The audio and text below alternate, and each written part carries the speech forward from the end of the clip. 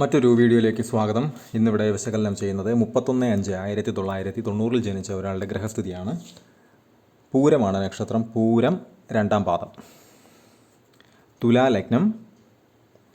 2 ശൂന്യം, 3 ശൂന്യം, 4 ശനി രാഹു. നല്ലതല്ല, ഒട്ടും നല്ലതല്ല. 5 ശൂന്യം, 6 കുജൻ, 7 ബുധൻ ശുക്രൻ, 8 സൂര്യൻ, 9 വ്യാഴം, 10 കേതു ഗുളികൻ, 11 ചന്ദ്രൻ, 12 ശൂന്യം. ഇതാണ് ഇദ്ദേഹത്തിൻ്റെ ഗ്രഹസ്ഥിതി. ഈ ഗ്രഹനില പരിശോധിക്കുന്ന സമയത്ത് ഇത് ഒരു റിക്വസ്റ്റഡ് വീഡിയോ ആണ്. അദ്ദേഹം നിരന്തരമായി പറഞ്ഞിട്ട് തന്നെയാണ് ഈ വീഡിയോ ചെയ്യുന്നത്. ഈ ഗ്രഹനില പരിശോധിക്കുന്ന സമയത്ത് നേരത്തെ ഞാൻ പറഞ്ഞു, ലഗ്നാൽ 4 ശശ മഹായോഗം കൊടുത്ത് വർഗോത്തമം ചെയ്ത് ശനി നിന്നിട്ടും എന്തുകൊണ്ടാണത് നല്ലതല്ല എന്ന് പറഞ്ഞത്. ഒറ്റ സിമ്പിളായിട്ടുള്ള റീസൺ മാത്രമാണ് അതിനുള്ളത്. രാഹുവിനോടൊത്ത് നിൽക്കുന്ന ശനിയാണ്. പ്രത്യേകിച്ചും 4 വീട് ബാധ്യതകളുമായിട്ടൊക്കെ ബന്ധപ്പെട്ട് കിടക്കുന്ന വളരെ പ്രധാനപ്പെട്ട ഒരു സ്ഥാനവുമാണ്. അപ്പോൾ ലഗ്നാൽ 4 ശനി നിൽക്കുകയും അതിനോടൊത്ത് രാഹു, അതല്ല എങ്കിൽ കുജൻ, ഗുളികൻ, അല്ലെങ്കിൽ സൂര്യൻ പോലെയുള്ള ഗ്രഹങ്ങളുടെയോ ഛായാഗ്രഹങ്ങളുടെയോ സാന്നിധ്യം ഉണ്ടായിക്കഴിഞ്ഞാൽ ആ ശനിയെ പ്രത്യേകം സൂക്ഷിക്കണം. ഇത്തരക്കാർ പരമാവധി ബാധ്യതകളുമായി ബന്ധപ്പെട്ടിട്ടുള്ള കാര്യങ്ങളിൽ നിന്ന് വിട്ട് തന്നെ പൂർണ്ണമായി നിന്നാൽ ഏറ്റവും നല്ലത്. അതല്ലാത്ത പക്ഷം ആ ബാധ്യതകൾ പിന്നീട് തീർക്കാൻ അല്ലെങ്കിൽ അതിൽ നിന്ന് ഒഴിഞ്ഞു നിൽക്കാൻ ബുദ്ധിമുട്ട് ഏറിയ സാഹചര്യങ്ങളിലൂടെ കടന്നു പോകേണ്ടതായിട്ട് വരാം. ഇദ്ദേഹത്തിന് നിലവിൽ കുജദശയാണ് നടന്നുകൊണ്ടിരിക്കുന്നത്. 2020 തൊട്ട് 2027 ജൂലൈ 17-ാം തീയതി വരെ. കുജൻ നിൽക്കുന്നത് ലഗ്നാൽ 6-ലാണ്. രാഹുവിനോടൊത്ത് നിൽക്കുന്ന ശനിയുടെ 3ാമത്തെ ദൃഷ്ടിയിൽ നിൽക്കുന്ന കുജൻ്റെ ദശ നടന്നു കഴിഞ്ഞാൽ സൂക്ഷിക്കണം. 6-ലെ കുജൻ തന്നെ പൊതുവെ അത്യാവശ്യം നല്ല രീതിയിൽ സൂക്ഷിക്കേണ്ടത് തന്നെയാണ്. അവിടേക്ക് രാഹുവിനോടൊത്ത് നിൽക്കുന്ന ശനിയുടെ 3ാമത്തെ ദൃഷ്ടിയും വന്നു കഴിഞ്ഞാൽ ഇൻഡയറക്റ്റ് ആയിട്ടുള്ളൊരു അഗ്നിമാരുത യോഗം തന്നെ അവിടെ വർക്കാകും. അപ്പോൾ തീയും കാറ്റും പോലെയുള്ള സാഹചര്യങ്ങൾ ഇത്തരം സമയങ്ങളിൽ, ഇത്തരം ദശകളിൽ ആ വ്യക്തിക്ക് ഉണ്ടാകാനുള്ള സാധ്യത വളരെ കൂടുതലാണ് എന്നാണ് പറഞ്ഞു വന്നത്. ഇത് വളരെ ശ്രദ്ധിക്കേണ്ടുന്ന ഒരു കാര്യമാണ്. പല ആളുകളും തെറ്റിദ്ധരിക്കുന്ന ഒരവസ്ഥയുമാണ്. 4-ലൊക്കെ ശനി നിൽക്കുന്നു, പഞ്ചമഹായോഗങ്ങളിൽ ഏറ്റവും ശക്തമായിട്ടുള്ള ശശമഹായോഗം തന്നെ ഉണ്ടായിട്ടും എന്തുകൊണ്ടൊരാൾക്ക് ഔന്നത്യം ഉണ്ടാകുന്നില്ല എന്ന്. അത് ഏത് രൂപത്തിൽ, ഏത് ഭാവത്തിൽ, ആർക്കൊപ്പം, ആരുടെ ദൃഷ്ടിയിലൊക്കെ നിൽക്കുന്നു എന്നത് വളരെ പ്രത്യേകിച്ചും ശ്രദ്ധിക്കേണ്ടുന്ന ഒരു കാര്യം തന്നെയാണ്. ഇവിടെ ശശമഹായോഗം ഉണ്ട്. എന്നാൽ അത് രാഹുവിനോടൊത്ത് നിൽക്കുന്നു. രാഹു ശനി ഡെഡ്ലി കോമ്പിനേഷനാണ്. രാഹു കുജൻ ഡെഡ്ലി കോമ്പിനേഷനാണ്. അതുപോലെ തന്നെ ശനി സൂര്യൻ ഡെഡ്ലി കോമ്പിനേഷനാണ്. അതേപോലെ തന്നെ ശനി ഗുളികൻ ഡെഡ്ലി കോമ്പിനേഷനാണ്. മാത്രവുമല്ല, ഇദ്ദേഹത്തിൻ്റെ ചന്ദ്രൻ മനസ്സിൻ്റെ കാരകൻ 11-ലാണ്. അവിടേക്ക് രാഹുവിൻ്റെ അതേപോലെ തന്നെ ശനിയുടെ 7-ാം ദൃഷ്ടിയിൽ നിൽക്കുന്ന ഗുളികൻ്റെ 2ാമത്തെ ദൃഷ്ടിയുണ്ട്. അപ്പോൾ മനസമാധാനം എന്നത് ബുദ്ധിമുട്ട് തന്നെയാണ്. വളരെ ശ്രദ്ധിക്കേണ്ടുന്ന ഒരു കാര്യം തന്നെയാണ്. മുൻപ് ഒരുപാട് വീഡിയോകളിൽ പറഞ്ഞിട്ടുള്ള ഒരു കാര്യമാണ്. ഈ ചന്ദ്രനോടൊത്ത് ഗുളികൻ, കേതു, രാഹു, മോശമായിട്ടുള്ള നീചമായിട്ടുള്ള രീതിയിൽ നിൽക്കുന്ന ഗ്രഹങ്ങൾ, അതേപോലെ തന്നെ ശനിയുടെ സാന്നിധ്യമൊക്കെ അങ്ങേയറ്റം ബുദ്ധിമുട്ടാണ് മനസ്സ് സംബന്ധമായിട്ടുള്ള കാര്യങ്ങൾക്ക്. എന്ന് വെച്ചാൽ സ്വസ്ഥതയെ ബാധിക്കാം. ഇതാണ് അതിൻ്റെ പ്രാഥമികമായിട്ടുള്ള തോട്ട്. ഒരു മനസമാധാനം ഉണ്ടാവില്ല. അപ്പോൾ ഇത് വളരെ ശ്രദ്ധിക്കേണ്ടുന്ന ഒരു കാര്യം തന്നെയാണ്. ബാധ്യതകൾ സംബന്ധമായിട്ടുള്ള കാര്യങ്ങൾക്ക് ഈ ഗ്രഹനില അല്പം ബുദ്ധിമുട്ടുള്ളതാണ്, ടഫാണ്. മനസമാധാനം പോലെയുള്ള കാര്യങ്ങൾക്ക് ഈ ഗ്രഹനില ഒരല്പം ബുദ്ധിമുട്ട് ഉള്ളത് തന്നെ ആണ്. അതിന് കൃത്യമായിട്ട് പരിഹാരം ചെയ്ത് തന്നെ പോയി കഴിഞ്ഞാൽ ഒരു പരിധി വരെ ഇതിനെ കുറയ്ക്കാൻ പറ്റും. 100% ഒന്നും നടക്കില്ല, പക്ഷേ ഒരു പരിധി വരെ കുറയ്ക്കാൻ പറ്റും. ആ പ്രതിസന്ധി അവിടെ വെച്ചുകൊണ്ട് തന്നെ നമുക്ക് ഒരല്പം മുന്നോട്ട് വേഗതയിൽ നീങ്ങാൻ സാധിക്കും. അതിന് പ്രാക്ടിക്കലി ചെയ്യേണ്ടുന്ന കാര്യങ്ങളുണ്ട്, ജ്യോതിഷപരമായി ചെയ്യേണ്ടുന്ന കാര്യങ്ങളുണ്ട്. അത് രണ്ടും കൃത്യമായിട്ട് ചില ആളുകൾക്ക് സൈക്കോളജിക്കലി ചെയ്യേണ്ടുന്ന കാര്യങ്ങളും ഉണ്ടാവും. ചെയ്തു കഴിഞ്ഞാൽ അതിൽ മാറ്റങ്ങൾ വരും. 100% ഒന്നും മാറ്റിയെടുക്കുക നടക്കുന്ന കാര്യമേ അല്ല. എന്നാൽ ഇദ്ദേഹത്തിൻ്റെ ലഗ്നാൽ 9-ലാണ്, ബുധൻ്റെ ക്ഷേത്രത്തിലാണ്. എന്നിരുന്നാൽ കൂടെ വ്യാഴം നിൽക്കുന്നത്. പ്രസ്തുത വ്യാഴം കുജൻ്റെ 4ാമത്തെ ദൃഷ്ടിയുണ്ട് എന്നിരുന്നാൽ തന്നെയും പ്രസ്തുത വ്യാഴത്തിൻ്റെ 5ാമത്തെ ദൃഷ്ടി ലഗ്നത്തിലേക്ക് വരുന്നുണ്ട്. നല്ലതാണ്. എന്തെല്ലാം പ്രതിസന്ധികൾ ഉണ്ടായാൽ തന്നെയും പിടിച്ചു നിൽക്കാനുള്ള ഒരു ശേഷി, കേപ്പബിലിറ്റി വ്യാഴം അവിടെ ഏതെങ്കിലുമൊക്കെ രീതിയിൽ സാഹചര്യം ഒരുക്കി കൊടുക്കും. ആ ഒരു അവസ്ഥ കൂടി ഇല്ല എങ്കിൽ ഇത്തരക്കാർക്ക് പിടിച്ചു നിൽക്കാൻ വലിയ ബുദ്ധിമുട്ടാണ്. ഇത് വളരെ ശ്രദ്ധിക്കേണ്ടുന്ന ഒരു കാര്യമാണ്. അവിടെ വീണ്ടും ഒരു നെഗറ്റീവ് ഉണ്ട്. ഗുളികൻ്റെ 12ാമത്തെ ദൃഷ്ടിയിലാണ്, രാഹുവിൻ്റെ 6ാമത്തെ ദൃഷ്ടിയിലാണ് വ്യാഴം നിൽക്കുന്നത്. അപ്പോൾ അതിന് കുറച്ച് പവർ കുറവായിരിക്കും. എന്ന് വെച്ചാൽ വ്യാഴം ആക്റ്റീവായി അതിൻ്റെ ഗുണഫലം തരുന്നതിന് ഉദ്ദേശിച്ചതിനേക്കാൾ ഒരല്പം കാലതാമസം ഉണ്ടാകാം എന്നതിനെ എടുക്കുക. അതേപോലെ തന്നെയാണ് ഇദ്ദേഹത്തിൻ്റെ ലഗ്നാൽ 7-ൽ ബുധൻ ശുക്രൻ വളരെ നല്ലത് തന്നെയാണ്.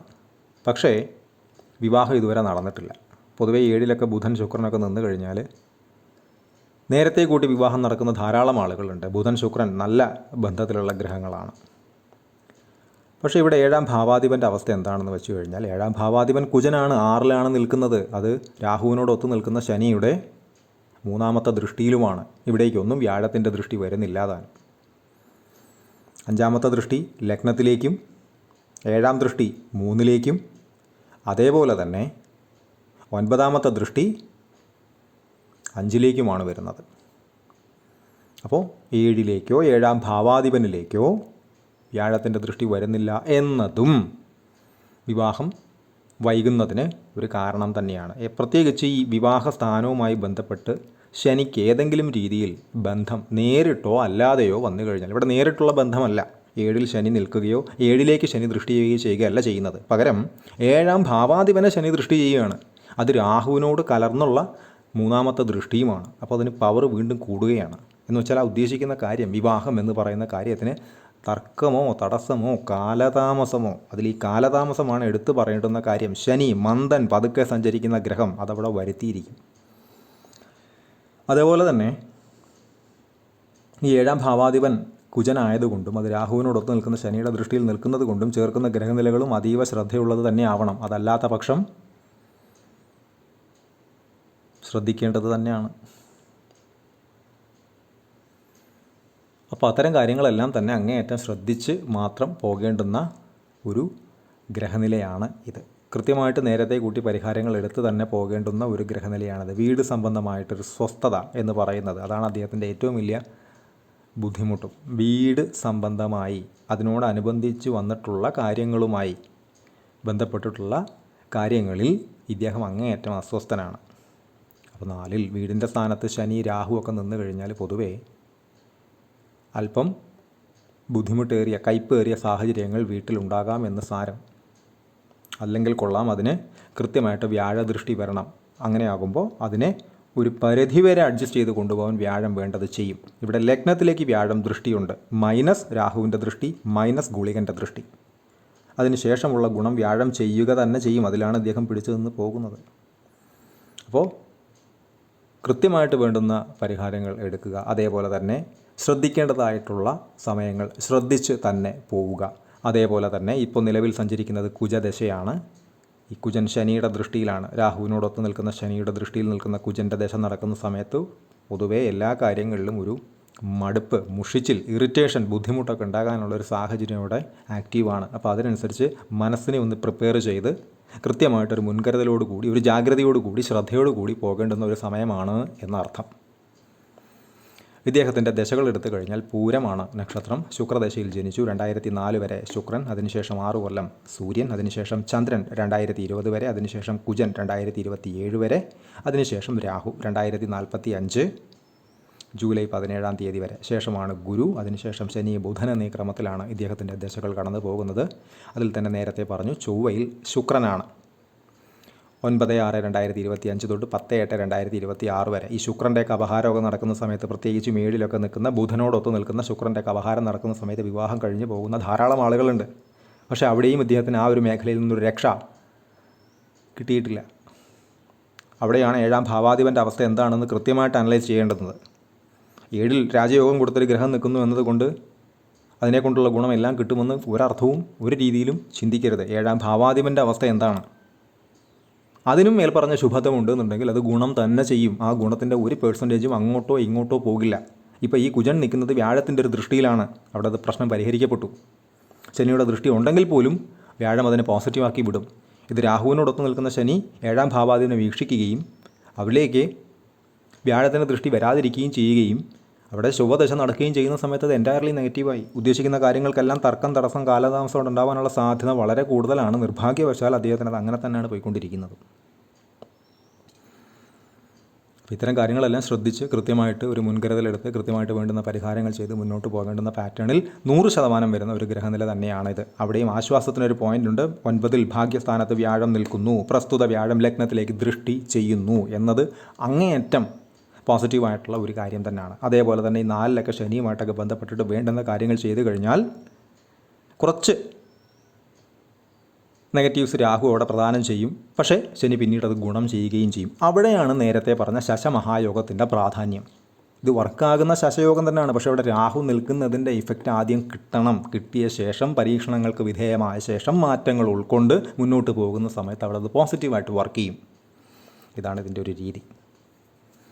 പെയ്ഡ് കൺസൾട്ടേഷൻ ആവശ്യമുള്ള ആളുകൾക്ക് ഈ നമ്പറിൽ കോൺടാക്റ്റ് ചെയ്യാവുന്നതാണ്. കോൺടാക്ട് ഡീറ്റെയിൽസ് ഡിസ്ക്രിപ്ഷനിൽ കൊടുത്തിട്ടുണ്ട്. ഇത്തരം വീഡിയോസ് ഇനിയും തുടരും. നന്ദി.